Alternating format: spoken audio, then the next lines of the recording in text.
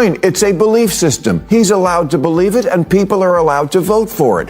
But if liberals deny it, like he's just going through a goth phase, they're going to lose more elections. This is not a communist country. It turned one of Latin America's richest countries into one of its poorest. Low wages, high inflation, shortages, outages, 8 million people fleeing. If you think New York can somehow reinvent this wheel, you're in for a rude awakening.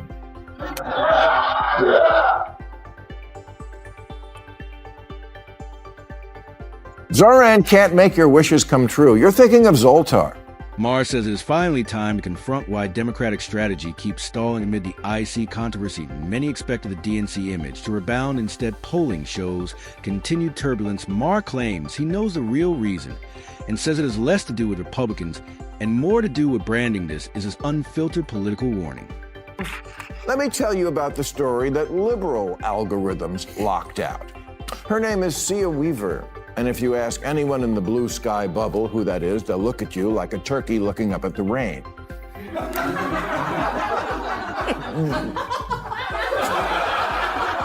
But she's kind of important in New York, being Major Mamdani's chief of the Office to Protect Tenants. And since Mamdani's big issue is the rent's too damn high, yes, he stole this guy's act.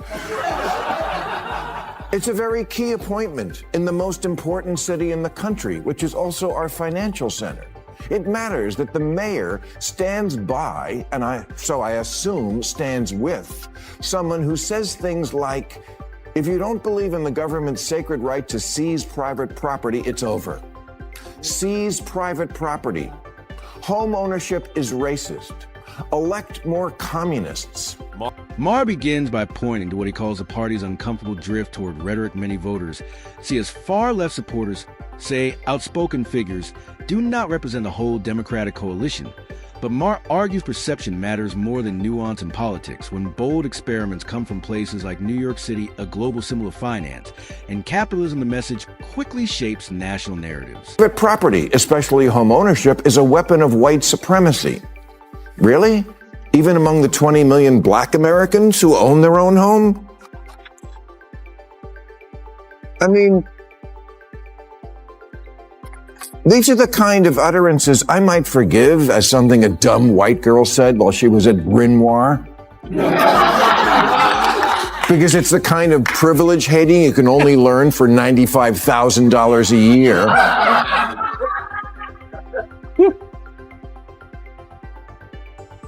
But these are statements made as an adult. Yes, for co-eds from elite private colleges, you're only a lesbian until graduation, but the communism lasts a lifetime. Maher argues that words like socialism and communism still hit with political shock in the United States. Those labels trigger memories of the Cold War and fears of heavy government control.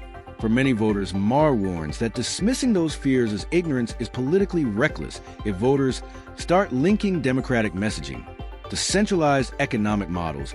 They distrust the electoral consequences become predictable. Debate whether or not Mayor Mamdani is a socialist or a democratic socialist. Let me settle it. He's a straight-up communist. How do I know this? Well, I'm reading between the lines when one of his major advisors says, elect more communists. Maher questions how high-profile self-described democratic socialists shape the broader party image. Younger voters may lean progressive, but they also care about jobs, inflation, and opportunity. If policies appear economically risky, enthusiasm fades fast. Maher issues a blunt warning: elevate figures seen as ideologically extreme, and opponents will define the entire party through that image. Fine, it's a belief system. He's allowed to believe it, and people are allowed to vote for it. But if liberals deny it, like he's just going through a goth phase, they're going to lose more elections. This is not a communist country.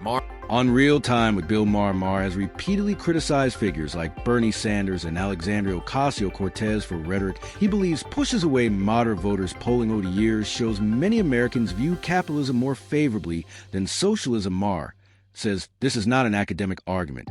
It is electoral reality. Labels matter, especially in swing states. Turned one of Latin America's richest countries into one of its poorest. low wages, high inflation, shortages, outages, 8 million people fleeing. If you think New York can somehow reinvent this wheel, you're in for a rude awakening.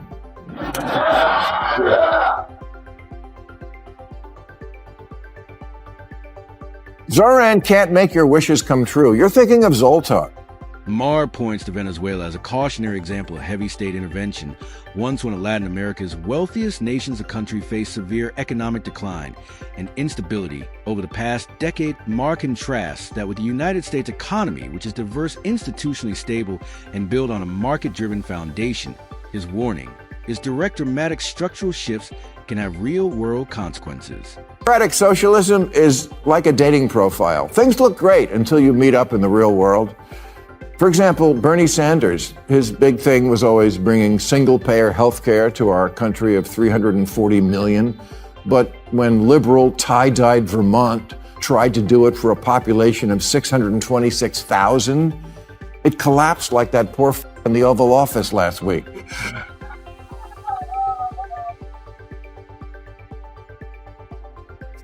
Bernie, AOC, Mandani are not Democrats. They'll be the first to tell you that. They're democratic socialists, and that's a very different thing, and I don't think people know that yet. Maher also questions the Democratic Party's internal discipline in his view. When rhetoric moves towards sweeping economic overhauls, party leadership is often slow to push back. That silence, he argues, creates the impression that the party is comfortable with sharper ideological turn, whether true or not in politics. Perception quickly becomes reality. I don't think people realize we already have a lot of socialism. Social Security, Medicare, Medicaid, unemployment insurance, food stamps, veterans benefits, Pell Grants, COVID-era payments, farm subsidies, disability payments, Fannie Mae, Freddie Mac, corporate bailouts, and the jobs program that is building weapons the Pentagon doesn't even want. All that is socialism, much of it appropriate to soften the edges of capitalism. But the DSA are radicals about this concept, and radical economic policy is always ineluctably married to radical social policy. Their platform, for example, calls for completely open borders. They're for what Biden was doing, but more. America already mixes capitalism with social programs such as public schools, Social Security, Medicare, and infrastructure. The system is not purely free market. But Maher draws a hard line between balance and complete overhaul. Expanding safety nets is one thing, rebuilding the entire economic engine is another. His focus is on protecting incentives, innovation, and fiscal stability. Petrified of COVID, masking 2-year-olds who never would have died from it, and keeping schools closed for far too long. They're definitely afraid of their kids, who from time immemorial have always come up with bad ideas. Their kids. Thinking up stupid shit is what they do. But parents used to tell them, that's ridiculous. The world doesn't work that way. Not today's parents. They say, you're right, honey. Gender is just a social construct. Please, sometimes your mother and I forget which one of us has. Maher argues that in recent elections, some voters felt alienated by messaging they saw as overly ideological instead of repositioning. He fears some factions may be doubling down. Maher reminds that elections are usually won in the center. If a party shrinks its appeal instead of expanding at the risk of repeating past losses. I don't know if we're still banning TikTok. That was before we changed the rule in America to Trump decides what's a law. But I know it wouldn't even be an issue if parents would sack up and tell their kids to get off the phone.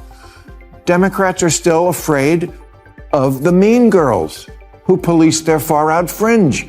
Massachusetts Congressman Seth Moulton had a perfect score on LGBTQ issues from the Human Rights Campaign. But when he said, I have 2 little girls, I don't want them getting run over on a playing field by a male or formerly male athlete, his own campaign manager quit. Maher closes with strategic warning: branding shapes political outcomes. If voters feel uneasy about where a party stands economically or culturally, that feeling can override policy details. America has long balanced social programs with market capitalism. Tilt that balance too far, or even appear to immoderate voters react. Maher delivers the final message: adapt to the electorate or face the same lesson again at the ballot box.